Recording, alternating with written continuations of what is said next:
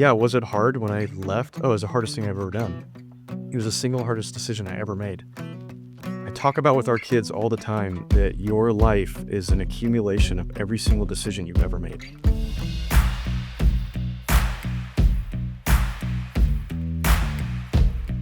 All right, today's guest is one of my dear friends, Spencer Phillips. 2 years coaching in college, 5 years in the NFL. We won a Super Bowl together in Philadelphia. Now he's going into his 7th year of coaching high school ball at Lake Ridge High School in Lake Oswego, Oregon. Man, it's so awesome to finally have this conversation. I think the world of you. We're going to get into the topic of you climbing being in the NFL and then leaving to go be with your family and coach some high school ball. And, to start out, I just think when we were building this episode, as my co-host John is just totally chugging water over here. Why am I drinking so much water? So I had the privilege. If you see Spencer's hat right now, it's a sick hat. It's for the high school. It's for Lake Ridge High School. The Pacers, right? Yep. So we at Dad Season collabed and built this hat for him. Inside's custom with the mascot, outside logo, one of our performance hats. So he's sporting it, looking really good. But I got to go out there and spend, 3 days out in Lake Oswego a few months ago with him and his coaching staff, and Nick Williams, who was on the Philadelphia Eagles staff and the Jacksonville Jaguars staff, is now coaching with him as well, unless you fired him already. I don't know. We'll get into that. He's still there?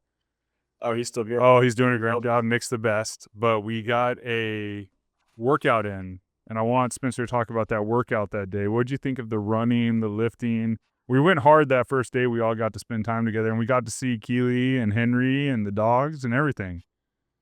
Yeah, it was nice catching up, but you get, we spend so much time together. I think this happens to a lot of coaches. You get humbled quickly. You remember just the reason why that you guys are professional athletes. So Nick shows up, John, and says, "Hey, let's just do a quick workout." Quick workout was like 5 miles running. And then it was, "Hey, let's just end this over at, there's a club performance center right next to where my house is. Hey, let's just end it back at the facility. We'll do some stretching." We didn't stretch. We went through like a full plyometric workout. We did a full body workout. It was another 60 minutes. And Nick and I at the time were gassed 2.5 miles into the run. And so I think Nick Williams. Nick Williams, Another and my wife had texted me multiple times like, "Are you still working out?" And I said, I'm trying to get on the same level as Nick right now. Apparently this is a light day. Yeah. Explained it, but yeah, it was a really good workout. But it reminded me, There are levels to this. there's so many different levels, and when you spend so much time around people, you're like, "Oh man, I could really do this a little bit." And then you just remember really quickly that no, you can't. No, I thought it was so much fun to catch up and get a workout in. And you and Nick Williams did amazing. And, John and I, a week or so ago, did one of the morning runs. We went together and just like the conversational pace, catching up and everything, we had a good time. It's great. That's great. Way farther than I would have. Sorry, what's that? What was the conversational pace? I mean, we were going like, 9:30, Yeah. 9:45, something like that. Like, Super easy. we weren't doing the 11-minute pace that we were doing. But it was nice in Oregon. It was like chill. It was, obviously overcast. There was probably a little dew in the air. And then that gym you have out there was awesome that we went to and got a good workout in. But we got to see Henry and we got to see Keely and we got to have dinner that night, which was awesome. It was great catching up. But that just shows you our time in the NFL in Philadelphia, and we even had a few weeks in Indianapolis. We just built this relationship. So I want to start this conversation off hot. Where were you and what were you doing February 4th, 2018? What was going on that day in your life specifically? I remember more specifically the night before. Really? Yeah. And because I remember going to sleep that night, and as you know, those 2 weeks leading up to the game, it's exhausting. It's exhausting. And I remember finally when we got to that the night before the game. The game being the Super Bowl. The Super Bowl. I remember a couple things. I remember you going back when we kind of broke for meetings, and you went back to your room, and at that time, your Lily was just born. And I remember you showing us, that Tori had given you a book, a letter, and it was like, a picture of Tori and Lily. And I remember you saying that, this was how you were going to spend the night before. And then I remember going back to my room, and I just remember all the times growing up as a kid playing catch with my dad. I remember, watching games on Sunday, going to Oregon Dep games with my dad. And I just remember laying in bed thinking like, this feels like a dream. It's like surreal. So I vividly remember that. And I remember I felt like a kid in that moment. And then the following day, it's a blur up until we, sitting on the bus, listening to Dan and Shay, Tequila. and Keith Urban, Parallel Line, a great track. So we had together on the bus going to the Super Bowl, like right next to each other. And I don't think we were basically using the headphones you're using right now. And we each had one ear. Like I think I was like against the window and Spencer was in the aisle. And we had like enough time to listen to 2 songs. And it was Dan and Shay Tequila and then Parallel Lines, Keith Urban, which a lot of people would be like, y'all getting ready to go to a football game. Why are y'all listening to this music? But for me, I always needed just like calming, like chill, like campfire music before games. Right. So that was a little context. And then Spencer, I know you're going to get into it, but we always had, that bus ride, and we always had a tradition before the game. We did. And it was, it kind of, now that we're talking about this, it makes sense. We'd go out on the field and we would throw the ball around like 2 kids playing in the backyard. And people always thought it maybe was a little funny or silly, but, to me, I took, I guess you could say, pride in that because it was a way that I felt like both of us were just trying to remember that this is a game. We grew up loving this game for a reason. And to be able to go out there and throw the ball sideways across your body, across the field and catch the ball and work on certain things. And it actually ended up playing out. Not a lot of people are familiar with, but you can get into this context, but that routine that we had before the game to kind of calm our nerves or not my nerves, your nerves. Your nerves too. Mine too, yeah. The amount of pressure to make sure the Doug's call sheet was right was a lot. But really, when we got to the Super Bowl, and you can talk about this, but that routine led us into kind of a little bit of the Philly special and you finding yourself on the field and working that catch, seeing the ball in the lights. So, it was really awesome. So to give you some context, John, we would, like you were saying, before the game, before we did our throw-in session, we would go out on the field. So we say we started our throwing session like 2 hours before the game or something like that. We would go out like 2.5 hours and we'd go run around the field and throw it around like kids, like being silly. And it was a way to warm up the body while also like having fun and also like catching the ball and warming up all our senses. And we did this for every game. This was part of it. Man, that chair, you need to get some like WD-40 for that dang chair, Spencer. Of course, you'd probably be sitting in a bathroom on a chair. Like that's just, I don't know. But I love it. It's just part of it. But specifically in Minneapolis, I knew we had the Philly special in. So I knew which way I'd be running. So I went up to Spencer and was like, hey, I'm just going to act like I'm doing what we're doing, like running around like a silly kid. But I'm strategically going to end up running like I would in the Philly special. So just throw it out there just so I can see the lights. So we were just playing around, but we sort of hit it. And, it wasn't exactly like the Philly special, but it was where the catch was, where I made the catch, I tried to end up so I could see the lighting just to see if there was going to be any issues. Because that's the thing with receivers that I didn't realize being a quarterback until I went out on a couple routes in my career was the lights do play an effect in seeing the ball. And anytime fans see receivers like at a nighttime game drop a like deep ball and they're like, how did they do that? I mean, that ball gets stuck in those lights and you lose it, and then you find it at the last second, so it, like, goes through your hands, and it's so tough. So we did that, and it was a lot of fun, and Spencer was just always we had a great relationship, great QB room, great fellowship during the week. At the time, you were Coach Peterson's assistant, and then my last year there, you were in the QB room every day as assistant QB, and Nick Williams took over that role. And the big thing was you were, part of it's paying your dues early on. I mean, you're working in crazy long hours, and you're not getting paid what people think you're getting paid. Like, a lot of people see these coaches and it's like, millions of dollars. I mean, you're making ends meet basically to grind through your first years until you get that opportunity. The hot thing right now is like a day in the life. You go on YouTube, and we even talked about doing something fun like it just for dad season, right? But can you just explain a week, like, so people know? Because I get asked all the time, hey, are you going to get into coaching? And I was like, man, I have so much respect for coaches. I would love to get into coaching, but man, those hours and that sacrifice, and it's tough to see your kids. It's really difficult. Can you just explain what a week in the NFL during the season is like for a coach, but specifically, like, what was your week like just from first person so people know what that's like? Absolutely. You bring up time there and commitment, and that's really what it is. When you're a coach, it's you're committed to the amount of time it takes. So, coaching in the NFL was the single best experience I could ask for. And I'll touch on that again too, just because of the extent of the podcast being, dad season. But it was the single best thing that could have ever happened to me, because when you're around professional athletes and you're around professional coaches, you know, the way that they conduct themselves and the way that they prepare is the single thing that I will take with me forever. Mm.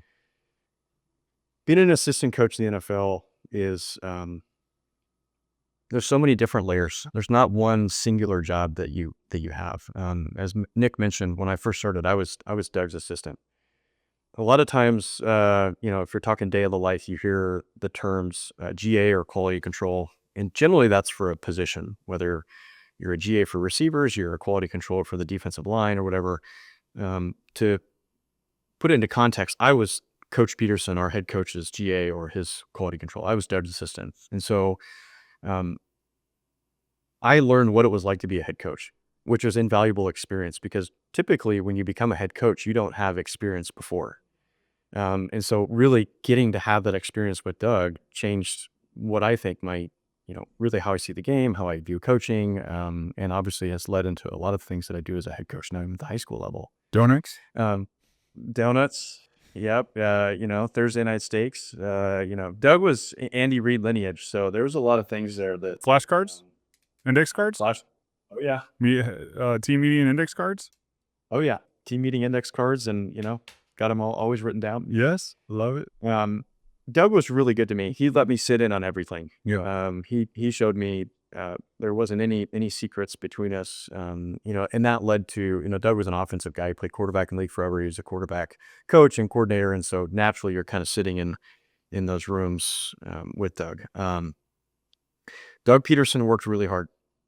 So a general rule of thumb for a day in the life of an assistant coach is when the head coach is there, you're there. And then being Doug's assistant, I was there before Doug was there, and Doug is like a machine. I could tell you Doug's schedule probably better than my own when I was working with him, because I had to know it. Yeah. Doug was walking in the doors every day between 5:20 and 5:30. Yeah. And Consistent. depending on what lights he hit on his way to work.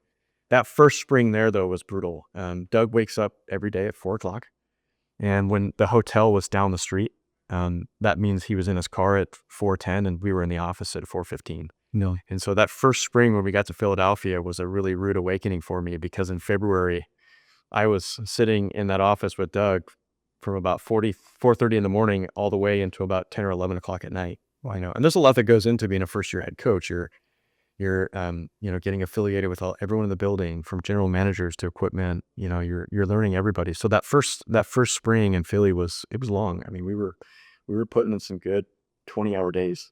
It is pretty cool in Philly. So, sorry to interject. Is like how you were saying, like how you're getting to know everybody, but like how, I don't know what it is about Philly, and it is really cool, like getting to meet the staff and all the. I mean, everywhere I go, like trainers, equipment guys, salt of the earth people. You get to know them really well. But like in Philly, just I don't know if it's the way the facility's set up, where it's not the biggest facility by any means, especially the indoor facility where you practice, or the building. It works. I think they would like to have more space. They just don't have it on South Broad. But I feel like it brings you together really close. And, I know you're speaking on it, but that first year getting to know everybody, you sort of around everyone a lot. So you get to, like, if you didn't know someone's name the first couple of days, like, you're going to see them a lot. So you're going to have a lot of opportunities to be around them and get the names down. Well, the cliche term of becoming your family gets thrown around a lot, but when you think about how much time you're spending in the building, and I think this is also a testament to Mr. Lurie. Howie is still there. I was there when Howie Roseman was there, but and when Doug was there, but kind of the culture that they built within the facility. Everyone always ate together. I think that's a big thing. Whether it was in equipment to personnel to PR, everyone was always there. It never felt like you were divided. So I think there's kind of a testament to that. And the one thing that I always appreciated about Doug was when he went down for lunch or breakfast or dinner, he would sit with everybody. He didn't care if you were the 4-time hired, equipment, or if you worked as a janitor. Doug would sit down with different people every day. And so I think that when you have a head coach who carries himself that way, it just kind of promotes it within everybody else, which I think is why everyone was so close. And so I always appreciated that about Doug, and the way that he carried himself. If you want to talk about day in the life during the season, every day is, and I'll kind of let you interject too, especially as a quarterback, but as the NFL game is so heavily dependent and aware of situational football. And so if we start our game week, for viewers, as an assistant coach, Monday, Tuesday, Wednesday, Thursday, Friday, Saturday are all independent days. And with each one of those days, you had a list of responsibilities that you had to do. If we're talking in terms of coaching staff here, my job as an assistant, let's rewind. The day of the game for Sunday, I was working all day Saturday night and Sunday morning to make sure that all of the film was cut up and done right, so that when the coaches came in Monday morning, the film was ready to go so that they could watch it. And Monday and Tuesday is generally just a flood of information, from scouting reports to data analytics to first and second down cut-ups to what we used to call the DNA. Who is this team we're playing? And so my responsibility, especially when we worked together and with Doug, was I had to have all that information ready. So I was in charge of all the breakdowns, and there's no time limit or time frame of how long that takes you to do. It had to be done the right way. Yeah. And so when Nick or the quarterbacks would come in on Monday morning, I had to make sure that everything that the quarterbacks wanted was done exactly how they wanted, because at the end of the day, they're the ones playing, and their performance directly impacts everyone in the building. So Monday and Tuesday was just an open conversation between us and primarily the quarterbacks. So this is what we're seeing. This is what we're thinking. Nick, do you like this?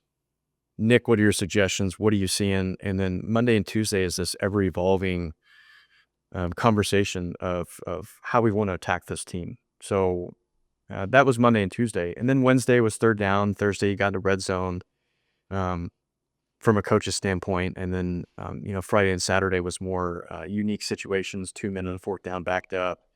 Call sheets are big like that.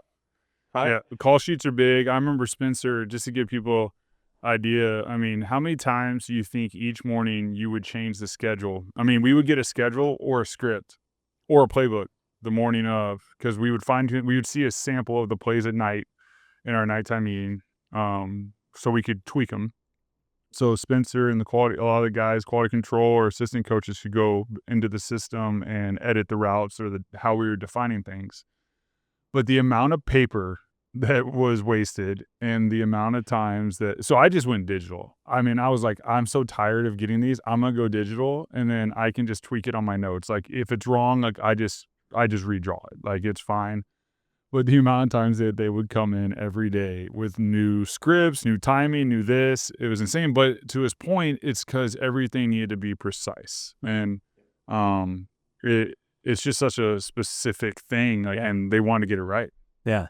I love learning about this. I feel like every episode I learn more about the Yeah. process and what you guys all went through. And there's so much glamour to it, but there's so much grind that I feel like most people have no idea about. Oh, NFL is a grind. From a player's perspective, the thing that was so special about Philly, and I was grateful in other places too to have amazing coaches, but specifically in 17, 18, I mean, our coaching staff was so dialed in. They were so detailed. I mean, I would go home to Tori and she'd be like, and I was dealing with the torn elbow, which was brutal.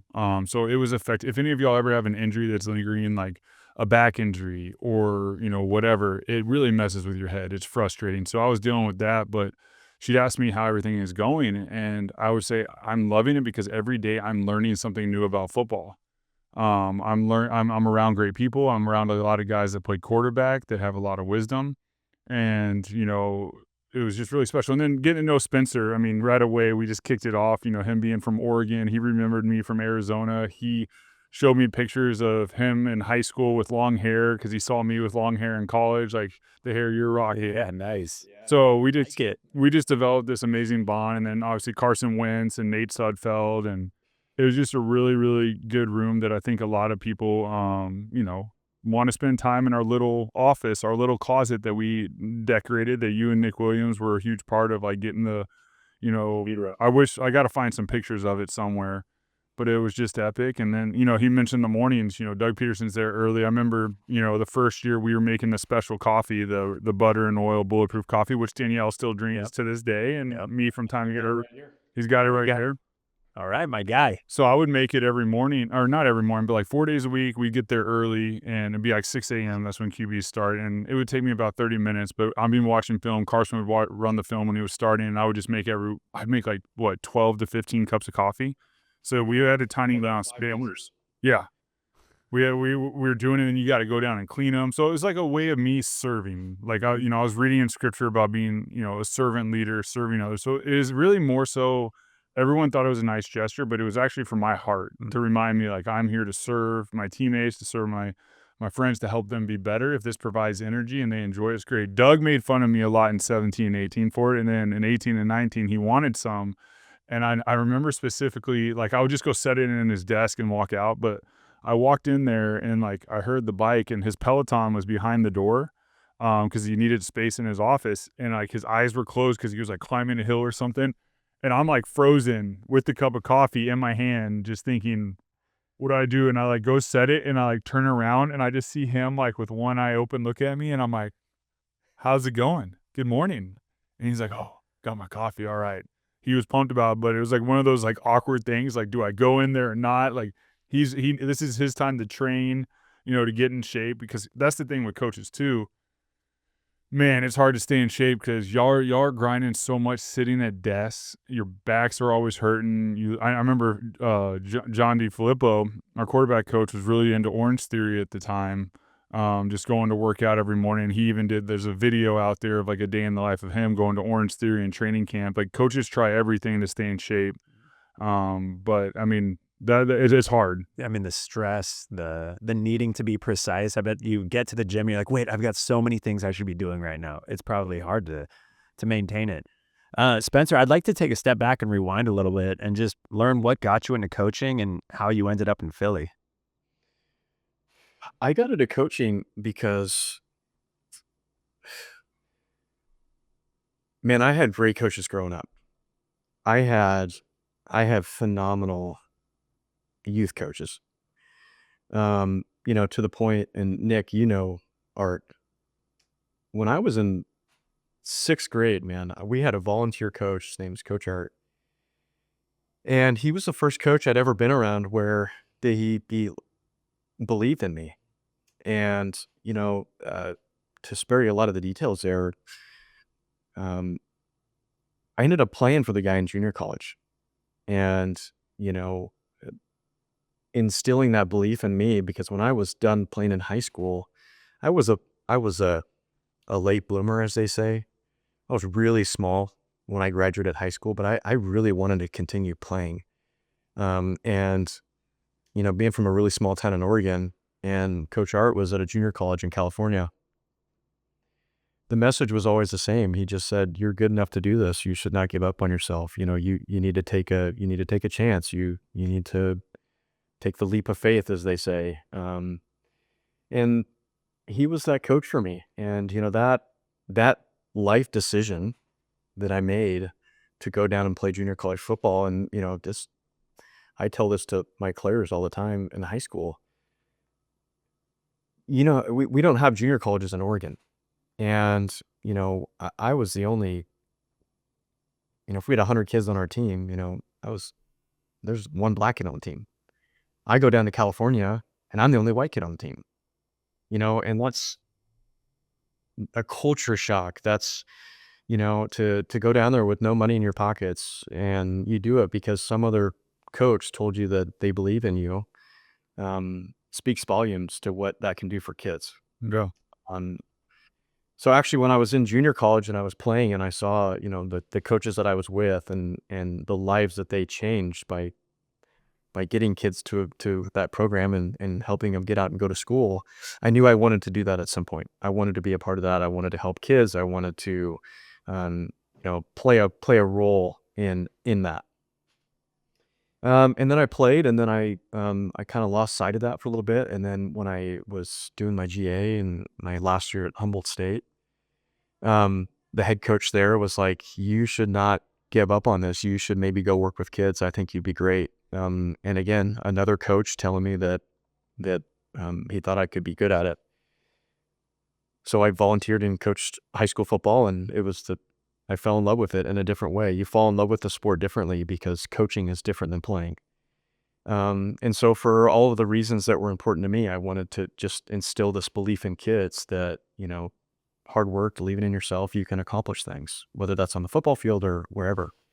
And I know it sounds super cliche, John, but that's the truth. I mean, sometimes kids just need to have an older adult tell them that they can do something.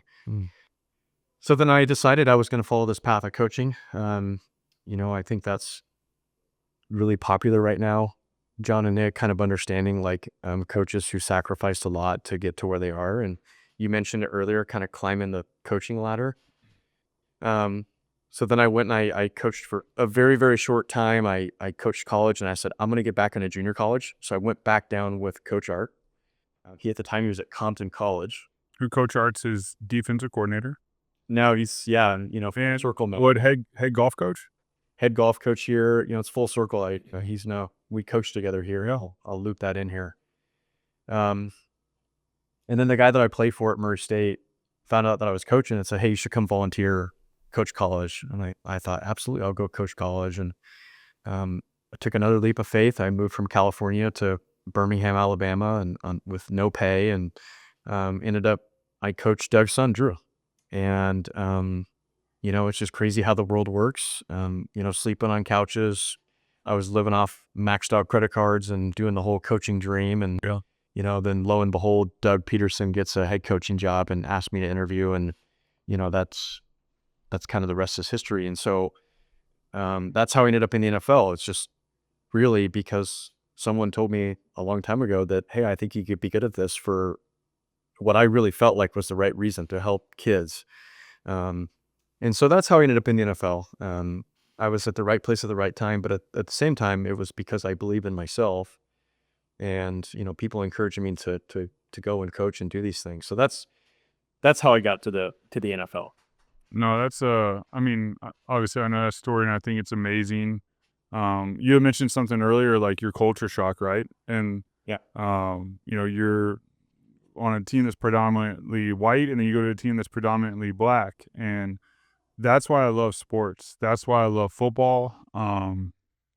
It's just, that's the best part about being on a team and being on a field, is you get all these different individuals with different personalities and different backgrounds, and you become a brotherhood because of the trials and tribulations you go through together, and you have to lean on each other. You get to know each other through practice. You get to know each other through the cafeteria, through the sauna, through the cold tub, through the training room, through injuries, through meetings, through all these different things. And then you come together through the tough times and you form this mold, this bond that you can do great things on the field and you can come together.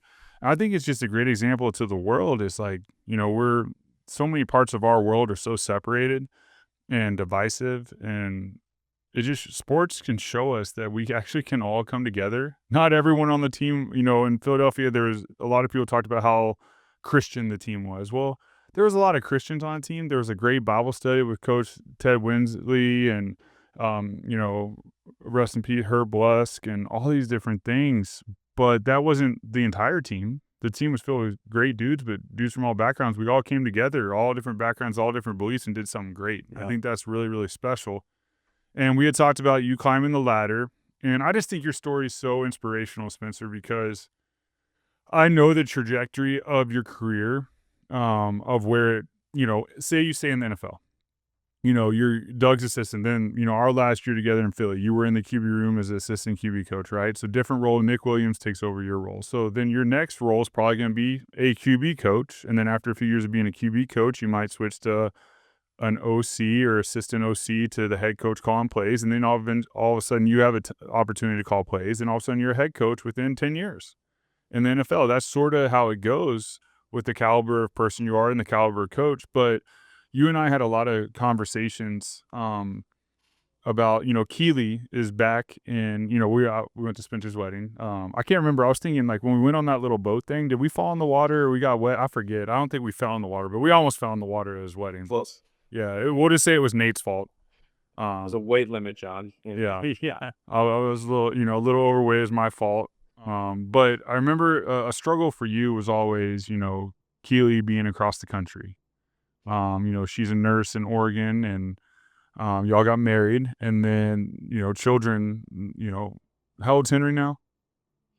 He's 2.5. Yeah, so Henry's 2.5. I knew, like, that was a part of the picture. It was like y'all wanted to have kids, and you're trying to figure this out. So you have this dream of the NFL, but y'all are cross country. She's a nurse. She's in a good position in Oregon, and you're just trying to figure out what's best. And finally, you make a decision to leave the NFL, and you have an opportunity to go be the head coach at Lake Ridge, but you're sort of giving up this, what a lot of people think this is an amazing opportunity. But I know, talking to you, it was the right decision because you were looking at it from a whole life perspective. You were thinking, I want to be near my wife, I want to impact kids, and I want to have my kids, and I want my kids to be around what I do. Can you just talk about, that transition of, leaving the NFL, going to coach at Lake Ridge in that first year, and then where it's taking you? Yeah. Yeah, that was an interesting time. I had a lot of family things happen. When I got the job in Philly in 2016, my mom was super sick, and so, like, there was this constant struggle of, like, as we mentioned earlier, being a professional coach is time. That's what it is. You are committing yourself to the team, to the organization, to the players. And so I went through a couple of years of I missed everything on the home front to do with my mom and my family, and that was hard. That was a struggle. And then with my wife being, literally quite opposites of the country. You miss They're further apart. Yeah, couldn't be further apart. There are so many life moments that you miss that you can't get back. I remember before I had kids, and I've known forever that the only thing I've really ever wanted to do. Dude, thank you so much. Come say hi to Nick. Yeah, this is an honor. Come say hi to For everyone that is watching online or listening, this is the famous Nick Williams, who was not struggling on the run at all. Bad season by day. No days off podcast by now. You go. All day. The legend himself. the legend. Are you sitting on the toilet? No, I wish I was. That'd be comfortable. Where are you? I'm in an office. Oh, you're in an office. Yeah, I'm in an office with a really squeaky chair. I'm only seeing this, so anyone listening, like, he's on a squeaky chair, but I mean, I thought you were multitasking with us for a second. Let me take a drink of this real quick.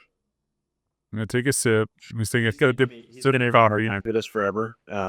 Because I know I owe him a coffee, but coffee's fellowship, man. That brought us together. That was one of the Fellowship coffee. it's every day when I make my coffee, And the reason why I still do our coffee, protein, MCT oil, and grass-fed butter is it's when I wake up and I make that, it takes me back to just all of those days together, the brotherhood, the fellowship. So, um, anyways, back. You want to wait for John or No, keep going. okay? But to answer that question, John, too, if I knew that the one thing I always wanted to be, I always wanted to be a dad. I knew that whenever that time was going to come, that it's really the only thing I've ever wanted to be or to do is to be a dad. And I watched really good coaches and really good men raise their kids through FaceTime. Mm-hmm. And that I cannot tell you the number of times where it's 9:00 at night and you're doing first and second or third down or red zone and you're sitting next to the coach and we're sitting together in this room and you take a FaceTime call and the kids are crying, and they, Dad, when are you coming home? Dad, when are you coming home? Dad, I miss you. And dude, that's heartbreaking, man. It literally tears your heart apart. And I just remember so many nights where that would happen. And I just said, man, I just know that was kind of some clarity for me where I knew that coaching is important to me, but that is something that I never want to miss or feel. And so, the big issue for me, the reason why I left was twofold. I remember going into Doug's office in January of 2020. It was Christmas Eve. Sorry, rewind. It was Christmas Eve, and I'm doing red zone passes or third down passes. And something that people need to know too is that my job as a quality control coach did not start until the game planning was done. So until the OC, quarterback coach, head coach had decided on the plan, well, that's when my job started. That could be 9:00, it could be 10:00, it could be 11:00, it could be midnight. You don't know.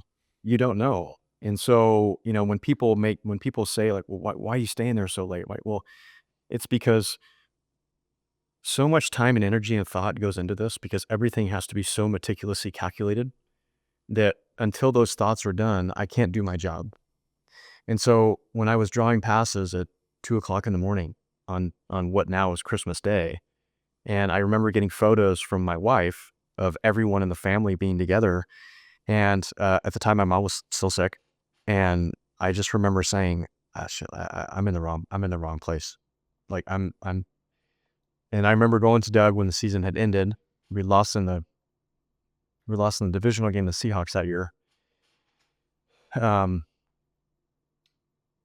And I just remember going to his office and like, I broke down, I was crying and I told him kind of everything that I was going through. He knew about it. He was awesome. Doug was really aware of my situation.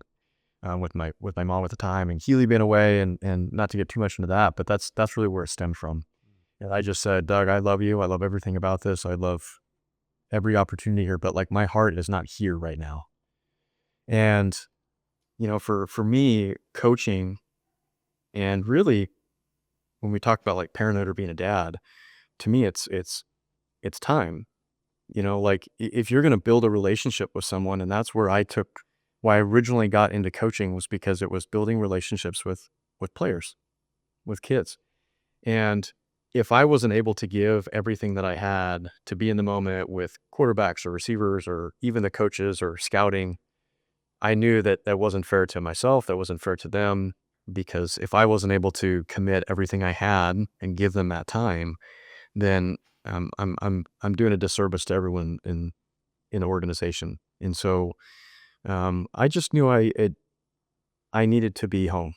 And, now fast forward, we have our 2.5-year-old son, and it's the single best decision I ever made in my life because there isn't a single moment that passes that I miss now. And he's at the weight room with you a lot. He goes in, right? He gets to experience it all with you. Yeah, he comes to everything. Yeah. We have one of those big old baby carriers that I'd throw him in the back and, he's just watching. I take him to the practice field. I mean, there's not a single life moment that I haven't been able to be a part of. And so I knew that that's where I wanted to be at, and I wanted to set myself up for that opportunity to make sure that I could be there for those things. So that's how I ended up, getting out of it, and kind of as some people would say, walking away from it. No, I still get to coach. I still get to do what I set out to do originally, and that's I work with two of my best friends. The guy who pretty much encouraged me and has been the single reason that I am here today. I was in the NFL and played college football, is my neighbor, and we coach together every day. And so now we're getting to give back to kids in the same way that he taught me, and now I get to give back. And Nick Williams, who made a cameo appearance, has a 1-year-old son now as well, and is now getting to experience that as well. So I know that's a long-winded answer, John, but that's where it comes from. No, it was, I mean, I got to spend some time there at Lake Ridge, and, being around Spencer and his family and getting to see Henry. And, obviously Nick Williams was there because he was moving there, but he was there during that time for the coaches clinic, and getting to see how, it was at the end of, spring training basically, right? Before the school year ended and everything. So it was, y'all were getting your work in, your weights in, but I really loved what you were doing with the team, because spring ball is different. I mean, what you were doing with spring ball was like a competitive 7-on-7 or competitive flag football 7-on-7, where you had different teams, different players draft teams, and they had to take ownership and build their game plan for that morning workout, for the morning competition, the game. Like, you gave your team ownership, but you also held them accountable within the rules. And what you were doing was you were making it fun. You were creating ownership. They were working hard, but you were showing them that they were more than just a player. Like, they got to create this whole atmosphere. And this was just at the end of the training. I know once the season starts, like, you're going to be doing your thing, but your whole philosophy, and we've always talked about, is, obviously work hard when you're out there, be smart, and have fun. Play with that energy, play with that swag. I mean, what we did in Philadelphia, and we did it so well, is we worked hard, but we had fun doing it. I mean, when we scored touchdowns, we would do little celebrations. There was a lot of energy on the sideline, but we'd always be able to lock in. But like he said, I mean, even leading up to the Super Bowl, we were exhausted in the sense of, like, our preparation going into that game was so intense that, we have a way before the game to get back. But, like, man, if we play on Sunday, Thursday, and Friday, we are beat. Like, we are exhausted. But we as pros have a way of, I'd have date night with Tori. We'd have a massage, recovery, Epsom salt bath, cold tub, all this stuff to get you back for Sunday. But what I see what you're doing at Lake Ridge is awesome. And especially being there with your family. And, a lot of times when we're texting stuff, you're with your high schoolers. This is like off-season training, but, like, they're in the weight room and you got Henry with you. And Henry's getting to experience his dad at work. And it was fun, too, getting to see you, break down the team and talk to him as Coach Spencer. Because I only know you as, one of my great friends, Spencer Phillips. I got to see, like, head coach Spencer Phillips, who is the same person and has the same love for his players, but also he's the head coach. So you also have to show them the direction you want them to go. So I'm super proud of you for that and what you're doing. And Yeah, when I was listening to you talk about sort of even the way you view coaching and the way you're working with these kids, it reminded me of this quote I've heard, that it's easier to build strong children than it is to repair broken men. And it's just such an incredible act of service, and also bringing all the experience that you've had and making that choice, putting your family first, right? Because you only have so much time, right? And I think when you become a father, like, you become extremely aware of, like, how little time you have. So you have to make some really strong choices with it. And you were led by your heart. And I think that's a hard decision, right? Like, there's a lot of peace with it, but maybe a lot of pain with it too, But I think a lot of fathers or parents in general find themselves kind of in a position where you were, like, you get a job that's maybe your dream job, right? But then once you have a kid, you take stock of what actually really matters, right? When you transition back to Oregon and you put your family as your number one priority, like, was it easy? Was it all rainbows and butterflies, or, was there second guessing? Like, what did that look like for you? Oh my gosh, yeah. I mean, up until, I think it's hard to talk about. Nick and I have actually had some really good conversations about this, John. And obviously Art and Nick and the close people around me, but something that I think men deal with a lot that's hard to talk about is ego. And that is really what drives so much of our decisions. It's what, now that I work with high schoolers and I see what they think is important versus what actually is important. And then coming from the NFL where, and Nick, this is something that I'll never understand is, you are the face of the franchise. You have all this pressure and expectation and, there's a lot of ego in that. But really at the end of the day, you are still a person and you still need to set and make your priorities straight. I mentioned it earlier. It's the night before the Super Bowl, and the only thing that Nick is concerned about is looking at that picture of, his wife and kids. So yeah, was it hard when I left? Oh, it was the hardest thing I've ever done. It was the single hardest decision I ever made. I talk about with our kids all the time that your life is an accumulation of every single decision you've ever made. And without the decisions, whether it be hard or easy, that decision has led me to this point. And so, finally though, the before my son was born, the clarity for me was in that moment when, and I remember calling you, Nick, multiple times and saying like, hey man, is this right? This is what I'm feeling. And I feel like everyone is telling me I should be here. Everyone is telling me, why did you leave? You were on this path. You were doing this. You worked with this person and you coached this player and you made all this money and blah, blah, blah, blah, blah. And I'm like, yeah, but that's not what was important to me. I think, when the moment my son was born, I realized that nothing was about me anymore. And if we're going to use football as context, it's almost like everything I'd ever learned in my life through football, discipline, hard work, integrity, you name it, what you get from sports was like, oh, wait a second. This was just preparing me to be a dad. Like, this is exactly what I'm supposed to show my son. This is what I'm supposed to be like with my wife. This is what I'm supposed to be like at home. And so being this coach that I thought I had to be, or what you're supposed to see on TV or, whatever, really to me, it just led me to this point to be the dad I wanted to be. Yeah. I just think that in that moment, like my ambition had like caught up to like my priorities, if that makes sense.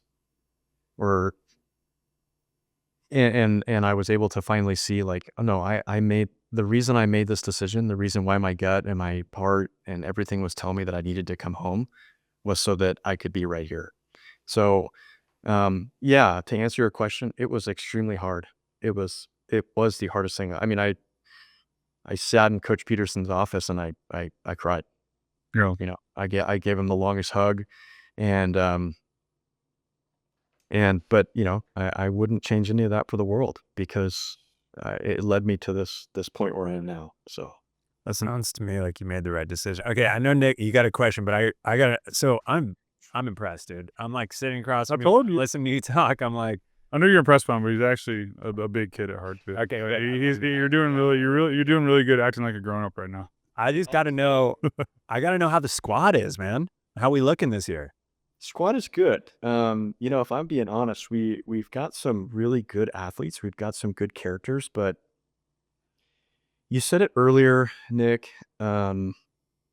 is when you're dealing with kids, being on a team, different backgrounds, different cultures, which is why sports are amazing and it gets overlooked right now. We have a saying that I use here, that I actually learned, I think, when I was in junior college, is that you don't have to like your teammates, but you have to love them. Yeah. And what does that mean? Well, there's going to be a lot of days where I'm frustrated with you, I'm upset at you, but no different than being a parent or a spouse or a husband. We're in this together. I love you for all the things that you are, and that we're raising a kid together, or that we're trying to come together as a team. And without you, I can't do my job. And without each other, we can't achieve our team goals. So to answer your question, we have a lot of really good athletes right now that I think like each other, but we need to work towards this. Actually, man, I love you and I appreciate being on this team together. And so I'm trying to work through, again, a 17-year-old boy 16, 17, 18-year-old kids, like the only way that you were going to achieve the ultimate goal of winning state championship is you have to learn how to love someone else more than yourself. And that is such a mind-blowing thing for a 17-year-old kid to understand, Yeah.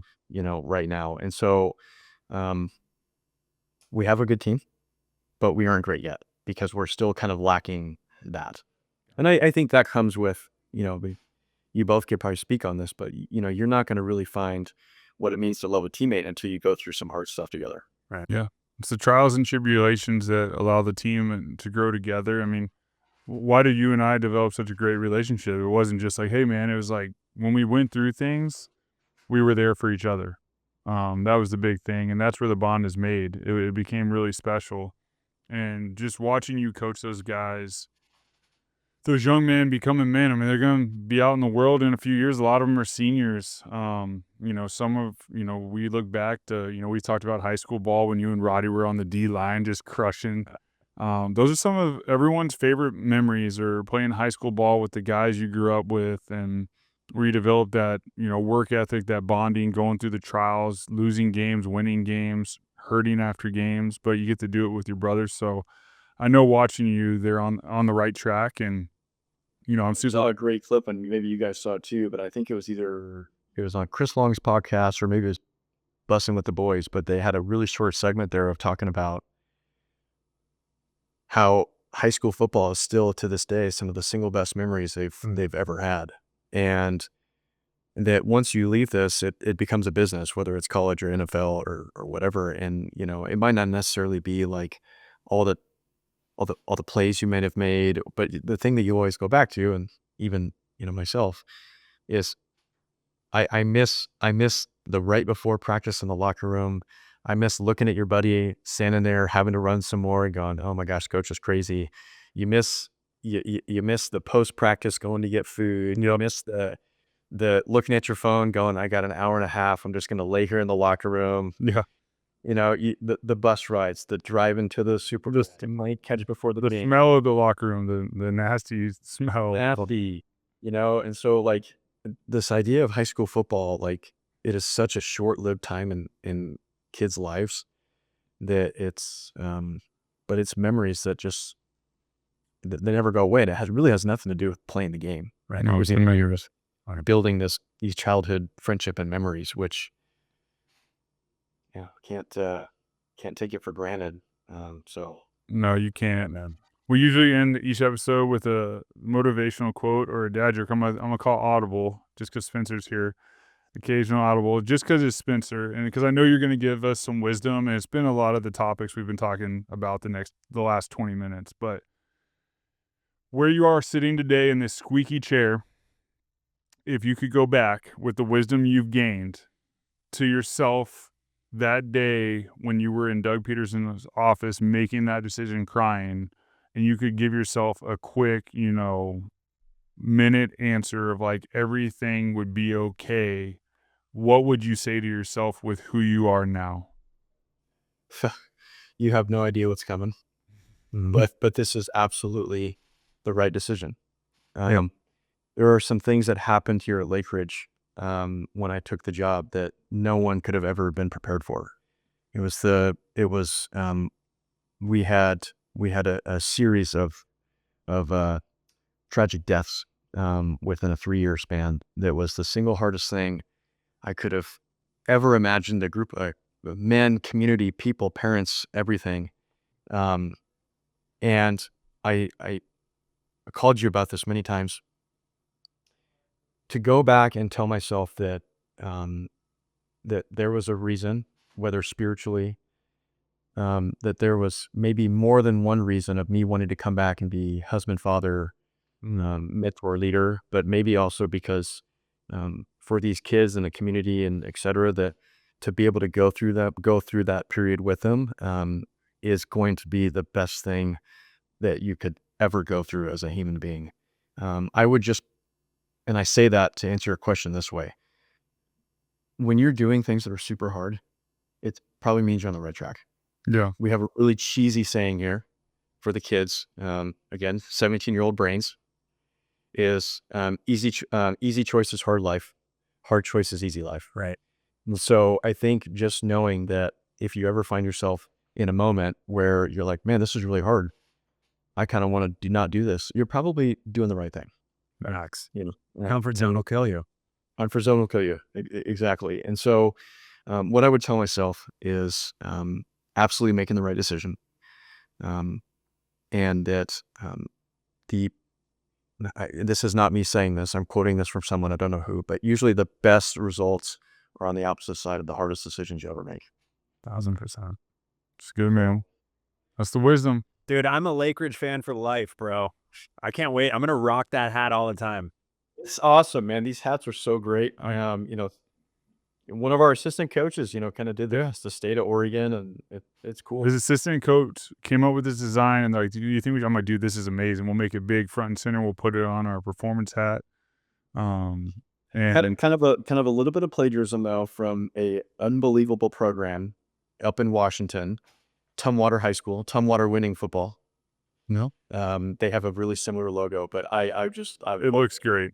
We're gonna get a white hat going with a little blue rope and stuff. We're gonna make them fun.